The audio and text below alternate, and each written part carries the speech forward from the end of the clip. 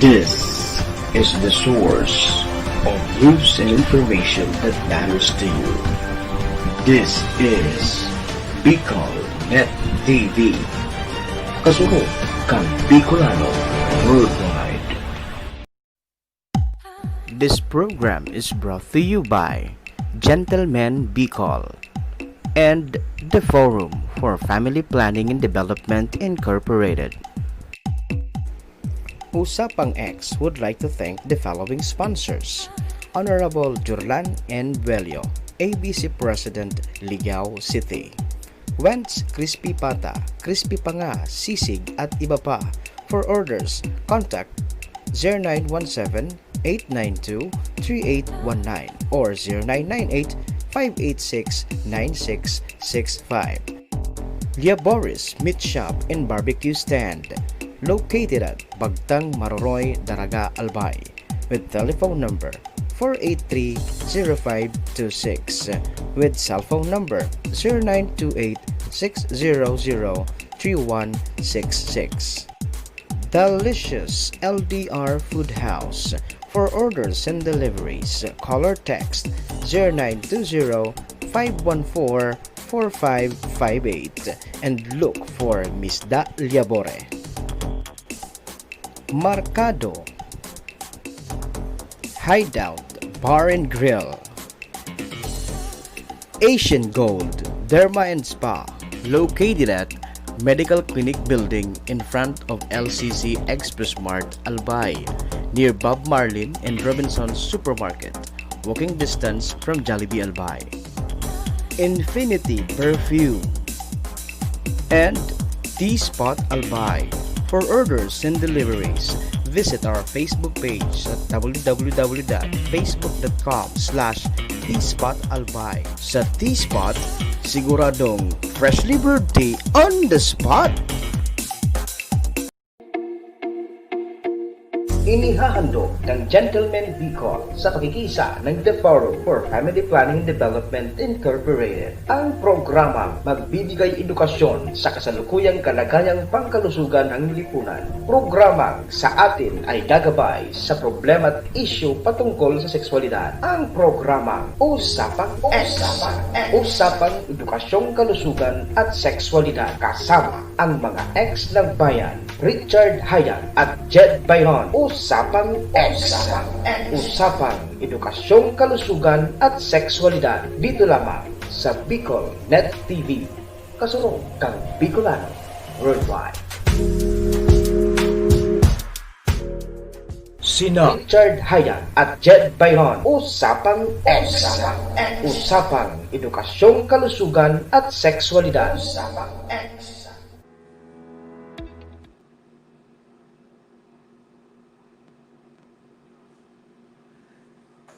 Ayan, Diyos. Ayan, maganda. Ay, nabanggi po sa Indogabos, Bicolandia. Good evening po sa lahat ng nakaabang po sa ating programang Usapang Eks, Edukasyong Kalusugan at Sexualidad.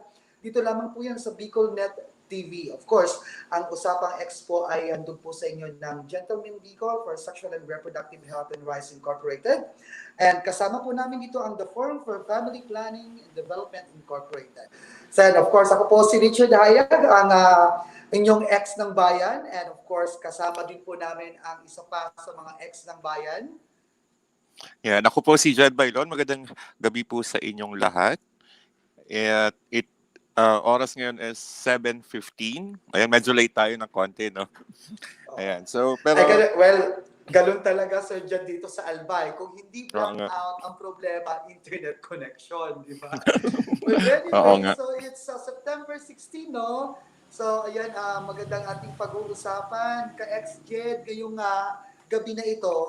Kasi ito ay very, very, kumbaga, relevant sa na dapat lang siguro pag-usapan natin ito ngayon, no? Ito ay ang patungkol doon sa ating mental health. At isa doon sa nakapaloob sa ating mental health na topic ay pag-uusapan natin yung sinasabi nating World Suicide Prevention Month. So kasi etong month na to ay we have this yung World Suicide Prevention Month. So alamin natin yan maya-maya sa ating guest sa ngayong gabing ito, no? So, ka-XZ, napakapalad natin kasi eto, napaka short notice ng ating invitation sa kanya. Pero ito kasing taong ito pagdating po sa advokasya, talagang always on the go ito. Well, in fact, nakarating na rin siya dito sa Bicolandia, no? So nakapag-conduct na rin siya ng mga trainings, lalong-lalo na sa HIV counseling and testing. So, ayan, at napakapalad natin at napakasaya natin kasi nagpaunlad siya sa atin sa invitasyon natin. Ayan. Yan, maraming salamat po, sir. So, Chad, pakilala natin yung ating guest ngayong gabi. Yes, so mga ka-ex, yan ang ating po nga panauhin ngayong gabi. Okay? Siya po ang Health Education and Promotion Officer 3 ng Maribeles Mental Wellness and General Hospital. National Trainer, HIV Counseling and Testing, DOH Responder, Mental Health and Psychosocial Team during Crisis, Disaster and Calamities. Siya din po ang co-founder ng Mental Health Advocate Warriors. Mga ka-ex, mga kapwa ko-uragon, let's welcome our guest for tonight sa Usapang Eks. We have Joji Patio Maglaki. Ayan, magandang gabi, Sir Joji. Sad. Sorry sa delay. Good evening po sa lahat. Yes, sir. Magandang gabi po, no? Kahit yun nga, tayo ay magkalayo, pero we are socially relevant ngayon, no? Socially distanced, but then we are socially relevant. Oo nga. Dahil ang pag-uusapan natin, sir, ay it's about World Suicide Prevention Month, right? So, yes. By the way, mga ka-exi, Sir Joji po pala ay isa din pong HIV trainer, counselor, no? So, nakarating na siya dito sa Bicolandia. So, familiar na siya sa Bicol. John. Ilang beses na yan nakapunta dito na nag-conduct sila ng mga trainings. Ayan. Kumusta ka po, Sir Joji? Mabuti naman. Kumusta kayong lahat? Okay, kumusta kayo ngayon? Sir, okay lang po. Yes. Sige pa po. Yan, sir, Jed, no? Ka-ex-Jed, no? Si Sir Joji po pala ay all the way from Maribeles, no? Ang layo ng distansya natin ngayon. From Bicol, from Maribeles. Pero sabi ko nga, mga ka-ex, etong taong to, yung ating panauhin ngayon, pagdating talaga sa advokasya, talagang always on the go to kasi actually, kahapon lang siya. Yun na-invite natin. Na-inform. Pero talagang hindi siya nagdalawang isip. Sir Joji, in behalf po sa Gentleman Bicol and the Forum for Family Planning and Development Incorporated, maraming salamat po sa pagpapaunlak ng aming imbitasyon. Nagpapasalamat ako sa inyo, no? Binigyan akong pagkakataon na makasama kayo. It's been long time, Chad, no? New normal, ito na yung bago natin buhay, no? Nakikita-kita tayo ngayon sa chat group o mga chat rooms, no? So sana mag-enjoy kayo, no? Kung may mga karasan kayo, pwede kayo makibahagi sa ating talakayan ngayong gabi. Apo. Ayan, yung may mga tanong, di ba? Comment lang kayo sa live para at least masagot din natin yung mga tanong nila. Okay? So, sige ka-ex-Jed. Sige, Sir Joji, no? Sir Joji, actually yung nabanggit ko kanina, no, na we are celebrating, etong month na to, no, we are celebrating World Suicide Prevention Month. Okay? So ano po ba ito? Can you give us a brief overview of this World Suicide Prevention Month? Sabi nga, no, tuwing September is World Suicide Awareness and Prevention Month siya. Pero specifically, sineselebrate siya tuwing ika-10, no? Every 10th of September, no? Yung ating World Awareness and Prevention Day, no? Ang tema nga natin ngayon is working together to prevent suicide, no? Gusto sana nating mapag-usapan siya ng freely kasi nga sa kultura nating Pilipino, di ba? Medyo tabu siya. Hindi siya pinag-uusapan. Kapag may nangyari sa ating family na may ganyang pagkakataon, nag-suicide, wala, no? Tahimik lang or sa school, even sa school, di ba? Hindi na pag-uusapan yung mga ganitong topic, no? Kaya gusto ng ating pamahalaan, ng kagawaran natin na mapag-usapan siya, no? Para at least marami tayong maabot, marami tayong matulungan, at the same time, gumawa tayo ng aksyon para matulungan yung mga taong nakakaranas ng ganitong klase ng kondisyon, yung nakapag-isip magpakamatay o gustong magpakamatay, no? So, kailangan natin siyang pag-usapan talaga. Yes, sir. Oo. Sir Joji, no, yung ating World Suicide Prevention Month, actually, as I have researched a while ago po, no, medyo tumadami, no, tumataas po yung ating cases na mga nagsisuicide po sa mga ganito, no. Matanong ko lang, Sir Joji, no, usually, ano yung mga age bracket usually na nagkakaroon ng ganitong cases? Kasi base doon sa nabasa ko kanina, talagang tumataas yung ating mga kaso na nag-suicide po, no? Kung titignan mo yung ating statistika, sinasabi, sa buong mundo, no, meron tayong mga around 800,000 na namamatay dahil sa suicide. Kung titignan mo yung oras, sabi niya, nagkakaroon ng suicide every 40 seconds sa buong mundo, ha? Magbilang ka ng 40 sa mundo, merong isang tao na namamatay sa suicide. At medyo nakakabahala kasi nga, yung edad ng mga may ganitong kondisyon, nag-isip, nagtatangka, ay medyo bumabata, no? Around yung mga edad na 15 to 29 years old. Yun yung pinakamadaming bilang ng mga taong may ganyang kondisyon, no? Yung mga suicide na natawag, no? Kahit sa amin, no, dati nung nakakalabas pa kami, kwento ko lang yung karanasan ko, no? Nag-ikot kami sa mga paaralan, no, para magbigay nga ng kaalaman. Hindi lang tungkol sa suicide, sa depression, no? Lagi namin kino-combine depression at suicide, no?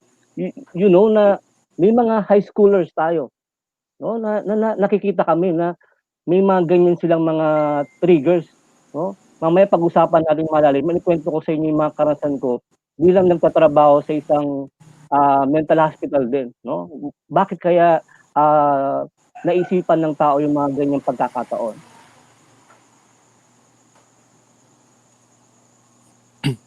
Okay, so Jet? ulitin natin. So, kadalasan 15 to 29 years old. So, medyo young teens to young adult. Yes. Tama? Yes. So, ano ba sir yung sa tingin yung pinakakaramihan naging problema nila kaya sila nag-suicide? Ang nakikita Or sa yung pag-aaral ngayon, no, yung cause ng ganyang mga kondisyon nila is one, nagkakaroon ng parang communication gap between the parents and their children, no? Ang tawag nga sa mga makabataan ngayon ay mga digital natives. Ibig sabihin, no, baka nawawala na raw yung komunikasyon, yung proper way of communication, no? Ang sinasabi ko, yung pag-uusap mata sa mata. Kasi kung titignan mo yung mga kabataan, dahil very digital sila, di ba? Ang hawak nila, cellphone, no? Laging naka-focus lang. Naka-focus lang sa kanilang mga gadget. Hindi na napapansin yung mga nangyari sa paligid nila, no? Akala nila, ang thinking ng mga kabataan ngayon, pag-click mo sa cellphone mo, dapat meron kang solusyon.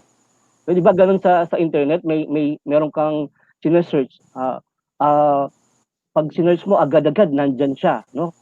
Kaya akala ng mga kabataan, no, minsan ganun yung way nila, no? Akala nila na agad-agad, no? Hindi kamukha siguro ng panahon natin, di ba?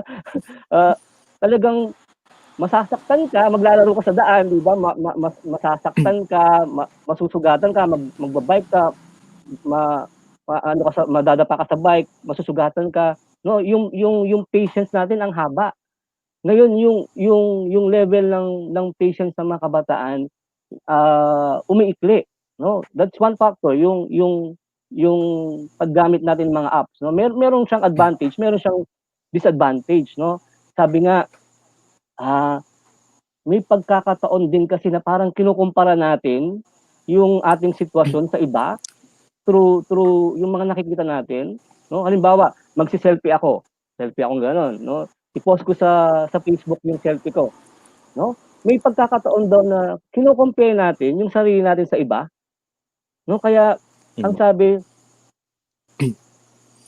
madalas ba kapag nagfe-Facebook ka, nagti-Twitter ka, ito daw ba yung mga taong malulungkot? Ano sa palagay ninyo? May gano'ng tanong, may pag-aaral na gano'n, eh. Anong sa palagay ninyo? Yun daw madalas gumamit ng Facebook, ng Twitter, ng Instagram, ito yung mga malulungkutin.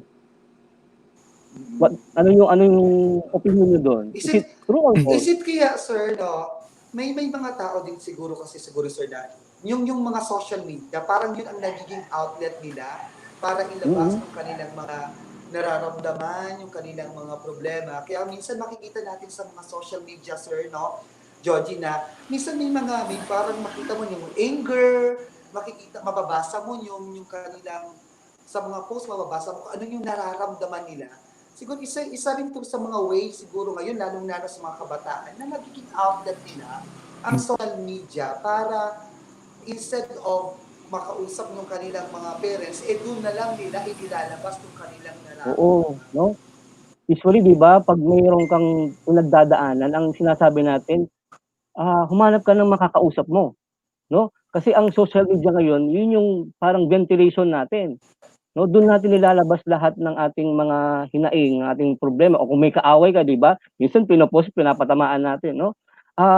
Ang nakakabahala din, Jed, no? Yung social media ngayon, yun yung pamamaraan nila para ipakita, di ba?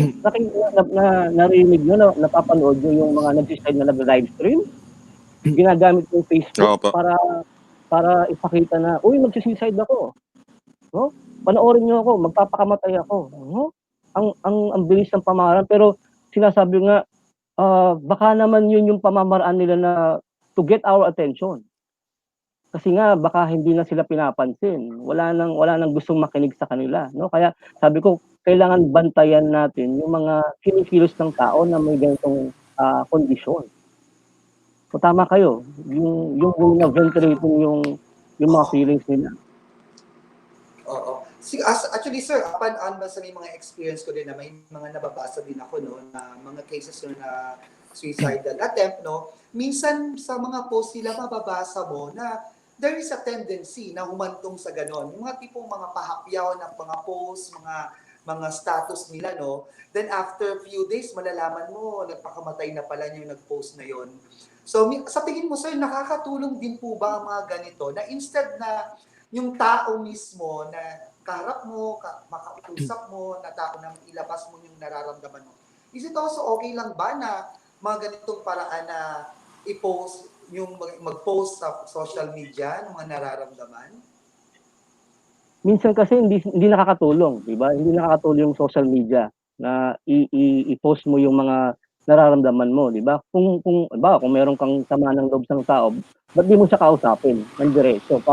Kasi walang magkakaroon ng solusyon kapag pinost mo lang doon, nandun lang siya, di ba? Siguro ang gawin natin, maging mapagmatsyag tayo sa mga ganyang pangyayari. Kasi yung pagpo-post nila dyan sa social media na yan, sabi nga, ang tanong dyan ito ba yung pamamaraan nila na pinaparamdam nila sa atin na kailangan nilang tulong? Think about that, no? Kasi let me share my experience just last week. No, merong sinend sa akin sa Messenger yung kaibigan ko na ang nakalagay sa mga post niya ay kamay na may dugo, no, may mga tragic talaga, no. And minessage ko siya. Sabi ko, may pinagdadaanan ka ba? Usap tayo. Gusto mong kausap? No? Through that, no. Ang gusto lang nila minsan ay mayroong silang makausap. Sabi nga nung mga nagsusurvive to suicide, alam niyo ba, ang lagi lang sinasabi, sana man lang meron taong nakinig sa akin, sana man lang merong taong nakakita o pumansin sa akin, uy, ba't ganyan yung pag-itsura mo? Ba't ganyan yung parang aura mo? Parang matamlay ka, no? Minsan, yun yung parang gusto nila na may makinig lang or may makausap lang, no? So, hindi siya attention seeking pero it's their way siguro na talagang sabihin na kailangan ko ng tulong. So maging mapagmatsyag tayo doon sa mga ganung mga pagkakataon sa mga post ng mga ibang tao. Oo nga. Okay, Sir Joji, kasi 'di ba as a medical student, nursing student ako, napag-aralan Yes. namin dati na walang magsi-suicide na magpapaalam. Parang ano lang 'yan, parang ka-ex, parang walang makikipagtana na nagpapaalam sa magulang. 'Di ba? Pero basically siguro parang yung ano siya, yung dating theories natin na ganun. Pero ngayon na halos lahat andyan sa social media, andyan sa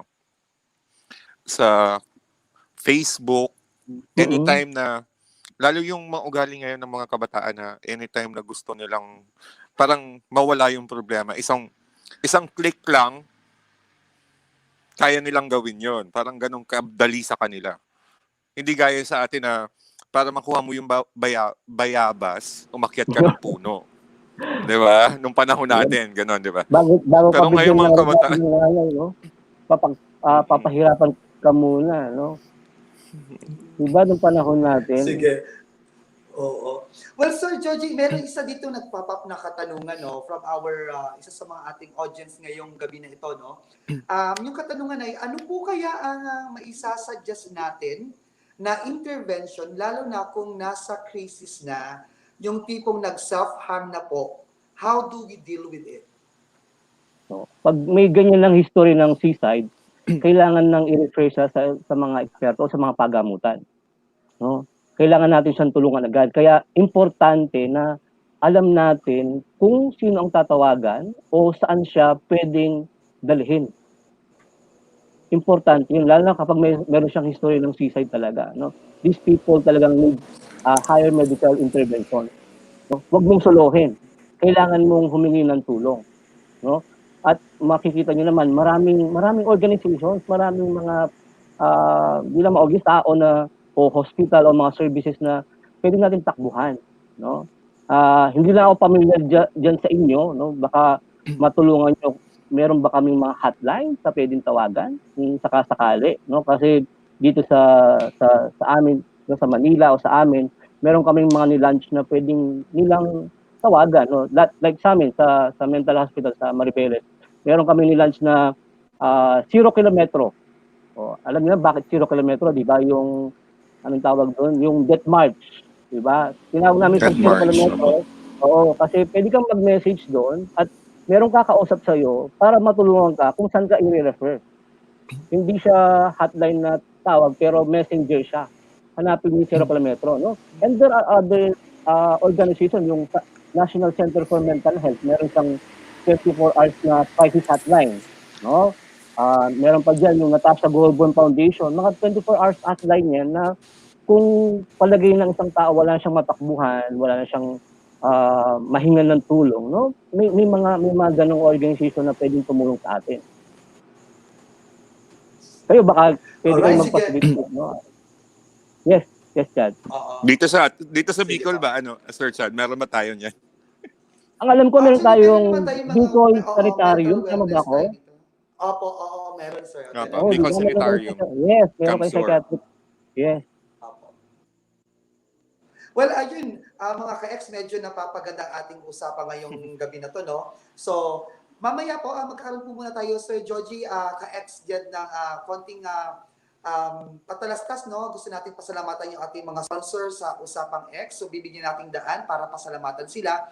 So, sa lahat po ng mga nakaantabay, stay tuned lang po kayo, magbabalik po ang Usapang Eks. At sa pagbabalik po natin, pag-uusapan po natin ngayon, yung isa sa mga organisasyon na binuo ng ating panig ngayon, yung sinasabi nating mental health advocate warriors. So, pag-usapan natin yung medyo interesado ako doon sa mental health advocate warriors na yan. So, ayan. So, antabay lang po kayo dyan. Stay tuned lang po. Magbabalik po ang Usapan Eks. Kasama po si Richard Hayag at si Jed Bailo. This program is brought to you by Gentleman Bicol and the Forum for Family Planning and Development Incorporated. Usapang Eks would like to thank the following sponsors: Honorable Jurlan N. Velio, ABC President, Ligao City; Wentz Crispy Pata, Crispy Panga, Sisig at iba pa For orders, contact 0917-892-3819 or 0998-586-9665. Boris Meat Shop and Barbecue Stand, located at Bagtang Maroroy, Daraga, Albay, with telephone number 483-0526 with cell phone number 0928-600-3166. Delicious LDR Food House. For orders and deliveries, call or text 0920-514-4558 and look for Miss Da Liabore. Marcado Hideout Bar and Grill. Asian Gold Derma and Spa, located at Medical Clinic Building in front of LCC Express Mart, Albay, near Bob Marlin and Robinson's Supermarket, walking distance from Jollibee, Albay. Infinity Perfume and T-Spot Albay. For orders and deliveries, visit our Facebook page at www.facebook.com/tspot-albay. Sa T-Spot, siguradong freshly brewed tea on the spot. This is the source of news and information that matters to you. This is Bicol Net TV. Kasunod kang Bicolano Worldwide. Inihahandog ng Gentleman Bicol sa pakikisa ng The Forum for Family Planning and Development Incorporated ang programang magbibigay edukasyon sa kasalukuyang kalagayang pangkalusugan ng lipunan. Programang sa atin ay gagabay sa problema at issue patungkol sa sexualidad. Ang programang Usapang Eks, Usapang Edukasyong Kalusugan at Sexualidad, kasama ang mga ex ng bayan, Richard Hayan at Jed Bayron. Usapang Eks, Usapang Edukasyong Kalusugan at Sexualidad, dito lamang sa Bicol Net TV. Kasunod kang Bicolano Worldwide. Sina Richard Hayan at Jed Bayron. Usapang Eks, Usapang Edukasyong Kalusugan at Sexualidad. Usapang Eks. Ayan, Ayan. nagbabalik po ang Usapang Eks, Edukasyong, Kalusugan at Sexualidad. Dito lamang po yan sa Bicol Net TV. Of course, ang Usapang Eks ay handog po sa inyo ng Jet Bicol at kasama po namin ang The Forum for Family Planning and Development Incorporated. So ngayon po, mga ka-Eks, no, ang ating pag-usapan ay yung patungkol sa mental health. Kasi etong week na to ay nakafocus tayo sa mental health. So at isa sa pag-uusapan natin kanina ay yung World Suicide Prevention Month, right? So ayan, may kasama po natin pa rin natin si Sir Joji, no, all the way from Maribeles, no. At ayan, well, Sir Joji, actually kanina nung in-introduce kita, isa doon sa organisasyon na isa ka sa mga co-founder, no, ay yung naging founder ng organisasyon yung Mental Health Advocate Warriors. So maaari niyo po ba kaming bigyan ng konting idea, ano po ba itong Mental Health Advocate Warriors na? Ang Mental Health Advocate Warriors ay naisipang maitatag way back 2018, no? Medyo bata pa siya kasi nga napapansin namin dahil pabata ng pabata yung mga nagkakaroon ng kaso ng suicide, no? So inisip namin na mag-put up ng organization. We call them warriors, no? Kasi we want to empower yung ating mga kabataan mismo, no? Para pangalagaan yung kanilang kalusugan, no? Mag-advocate about mental health, no? Hindi lang till September natin sineselebrate yung ganitong dapat araw-araw, no? Sabi nga, yung kalusugang pangkaisipan dapat natin inalagaan araw-araw. Lalong-lalo na ngayon nasa pandemya tayo, di ba? So, importante. Sabi nga, walang kalusugan kung wala tayong mental health, no? Kaya naisagpad na magkaroon ng grupo, no? Itong mga grupong ito, kami yung mga nag-iikot minsan na nagtuturo sa mga kabataan, nagbibigay ng awareness about mental health, about depression, suicide, no? minsan nagko-conduct kami through webinars, no? Nito ngang September 10 nung National Seaside Day natin, no? Nagkaroon kami ng usapin about depression and suicide, no? Yun yung mga ganong ano, at the same time, no, naggagawa rin kami ng mga modules, no, para matulungan din yung ibang tao, hindi lang mga kabataan, no, yung ating mga frontliners, yung mga healthcare workers natin, no, para malampasan nila yung mga bawat pagsubok na dumating sa kanilang buhay. No, we conduct stress management minsan and self-care. No. Yun yung aming mumunting advocacy, mga mental health advocate warriors ang tawag sa amin. Ang ganda ng ginawa nila, Sir Chad, no? Okay. Sana gawin din natin siya dito. Oo. So, visit Hopefully, nyo yung aming parang grupo. Oo, visit nyo yung group namin. Oo. Sir George, no, meron po ba tayong Facebook page para just in case naman sa mga nanonood nating mga Bicolano ay para ma-check nila, or meron ba tayong mga social media na pwede na lang ma-check itong Mental Health Advocate Warriors? Opo, hanapin nyo lang, no? Hanapin nyo lang kami sa Facebook. Meron kaming Facebook page na Mental Health Advocate Warriors, no? At marami pang organisasyon, no? O wag mong isiping nag-iisa ka, no? Kung titignan ka lang, maraming mga organisasyon na tumutulong. Minsan yung mga pages sila, nakaka-inspire yung mga quotations nila, no? Mag-browse ka lang, no? Sabi nga, mag-reach out ka lang, no? Wag mong isiping lagi kang nag-iisa, no? Yung problema, normal na pinagdadaanan natin 'yan, no? Sabi nga, part ng being mentally healthy is dadaan ka sa problema, pero dapat malampasan mo 'yan, no? Yung pagiging resilient natin mga Pilipino, no? Part ng being mentally healthy 'yon, no? Yes. Yes, Ka-Eks, may tanong po ba tayo? May katanungan ka ba? Wala naman na. Pero nag-comment si Ma'am Tessa. Yan, Ma'am Tessa, good evening po. So, dito daw pala sa Bicol. Ayan, Encisa. Ma'am Tessa Encisa yan. Sa Bicol daw meron tayong Kamsur TRC and Malinaw Treatment Rehab for mental ano. And also, may bago ata dito sa may baba ng Kawa-Kawa, yung Bicol Medical Center for Behavioral Science. Ayan. No? Bago yun. At least dapat i-promote natin sa Bicol yung mga ganyang mga pwede nilang puntahan at mahinga ng tulong, no? Alright.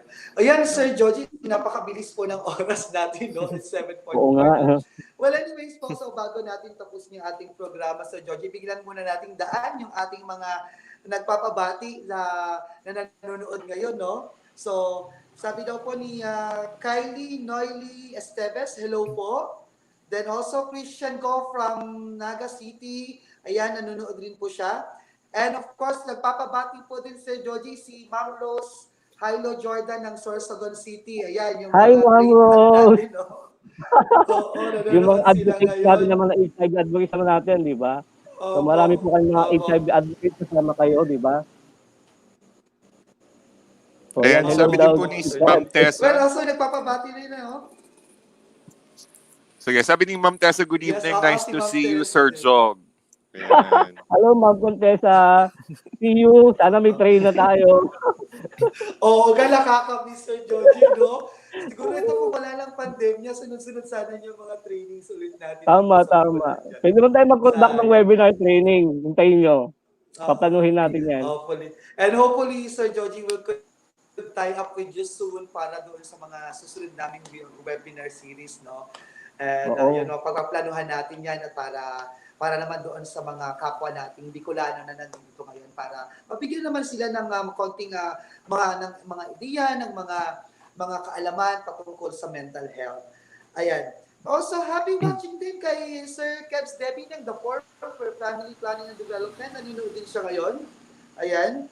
And sa lahat po ng mga Gentlemen Bicol volunteers, no, and members na nakaantabay sa ating ngayon, maraming salamat sa panonood, mga ating mga masugid na tagapagtangkilik ng Usapang Eks. Ayan.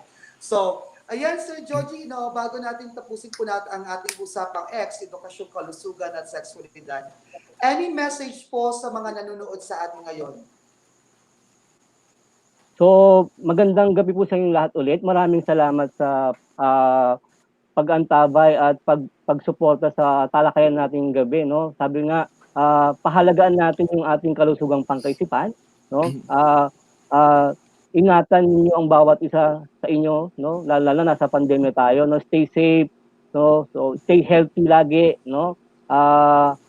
Lilipas din to, yung pagsubok na to, lilipas din yan, no? Try many things na pwede nyo i-divert yung attention nyo kapag nabuburyong na kayo, di ba, nainip na kayo sa bahay dahil stay home lagi, no? Marami pwedeng gawin, no? Marami nang ngayong mga naging plantito-plantita, mga chef, no? Mga DJ, no? Hanap kayo ng pwede nyong mapagtuunan ng ibang atensyon kung kapag kayo ay nalulungkot na, no? And always talk to someone pag talagang meron kayong nararamdaman, no? Mas magandang nilalabas natin yung ating mga bagahe para mas magaan sa ating pakiramdam, no? Maybe yung family mo o yung close friends mo, yung pwede mong mapagkatiwalaan. Hindi ka nag-iisa, tandaan mo yan. Nandito yung Gentleman Bicol, pwede nyo akong i-chat, no, kung gusto nyo makausap, no? Lagi kami nandito para sa inyo. Magandang gabi sa inyong salamat, no, sa Usapang Eks natin, Chad, Ted. Maraming salamat sa panahon. Yes. Maraming salamat, sir. maraming salamat sa Diyos mabalos po, no? In behalf po sa GM Bicol and the Forum for Family Development, for Family Planning and Development Incorporated. Maraming salamat po sa pagpapaunlak ng aming paanyaya, and salamat din po sa pagtulong sa komunidad, lalong-lalo na sa usaping mental health, and also sa usaping din pong HIV and AIDS, no? Diyos mabalos po, and hopefully magkita-kita tayo sunulit, Sir Georgie, no, pag okay na yung ating sitwasyon. And ingat Laluhin natin yung training daw, sabi ni Ma'am Contessa. Oo, Ingat kayo lahat. may mga comments, sister. May pahabol pa si Ma'am Contessa. Sabi ni Ma'am Papaluhin Contessa, daw Diyos ko natin na yung po. ICT natin. Sir, kailangan po para makapag-online training na tayo. Paano po ang practical exam during training? Ayan, sabi ni Ma'am Contessa. Sige, pagpapanuhin natin yan, paghahandaan natin yan. Ingat kayo lagi, Chad. Sir, Ed, maraming salamat. Maraming salamat po, sir. Maraming salamat. Nabanggit po sa imo, sir. Alright, ka-ex, Jed? Yes, ka-Eksad, wag natin kakalimutan, we're inviting po everyone for the family planning essential needs at times of COVID-19. Ang ating webinar ng Gentleman Bicol at the Forum for Family Planning and Development sa Saturday na po yan, September 20, 2020. Alas 3 ng hapon hanggang alas 5 ng hapon. Yes, sir. At sino-sino dyan yung ating mga... Sino-sino nga dyan yung ating ka-ex dyan, yung ating mga invited resource person para sa ating webinar this coming Sunday? Siyempre, andyan si Director Lourdes Nacionales, ang ating Regional Director for Population Commission Region 5. At meron din, andyan din si Sir Erickson Bernardo, ayan, President ng Philippine Society of SRH Nurses Incorporated and Youth Focal Person of FP 2020 Philippines, and si Sir Jose Andrelin de la Cruz, Secretary ng Philippine Society of SRH Nurses Incorporated and the Secretary ng Philippine Nurses Association NCR Zone 3. Ayan. So mga bigati ng ating nasa webinar. Sa lahat po na nanonood kayo, sa mga gusto pong sumabay sa aming webinar this coming Sunday, all you have to do, just check our Facebook page. Hanapin lang po ang Gentleman Bicol. Nandun po yung detalye kung paano tayo magre-register. Although we have unlimited slot lang po. So, register na. Just hanapin lang po, search ang Gentleman Bicol sa Facebook page at nandun yung detalye on how to register. Ayan. So, yan po nagtatapos ang ating Usapang Eks ngayong gabi na to, no? Maraming salamat po sa lahat po na nag-antabay. Abangan niyo po ulit bukas para sa another Usapang Eks, Edukasyong Kalusugan at Sexualidad. Dito lamang po yan sa Bicol Net TV. Handog po sa inyo ng Gentleman Bicol and the Forum for Family Planning and Development Incorporated. So, Diyos maray na banggi po. Ako po si Richard Haya. At ako po si Jed Bailon. Maray na banggi po mga ka-ex. Ingat po tayo lahat. Good night. Sir Georgie, maraming salamat po. Good night.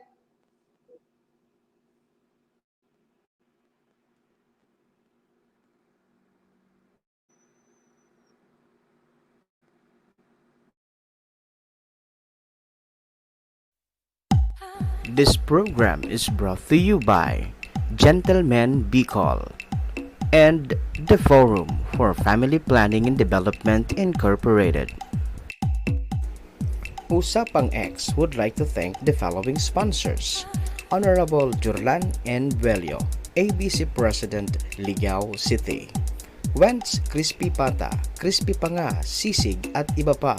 For orders, contact 0917-892-3819 or 0998-586-9665. Lia Boris Meat Shop and Barbecue Stand, located at Bagtang Maroroy, Daraga, Albay, with telephone number 483-0526, with cell phone number 0928-600-3166. Delicious LDR Food House. For orders and deliveries, call or text 0920-514-4558 and look for Miss Da Liabore. Marcado Hideout Bar and Grill. Asian Gold Derma and Spa, located at Medical Clinic Building in front of LCC Express Mart, Albay, near Bob Marlin and Robinson's Supermarket, walking distance from Jollibee, Albay. Infinity Perfume and T-Spot Albay. For orders and deliveries, visit our Facebook page at www.facebook.com/tspotalbay. Sa T-Spot, siguradong freshly brewed tea on the spot. This is the source of news and information that matters to you. This is Bicol Net TV. Kasunod kang Bicolano Worldwide.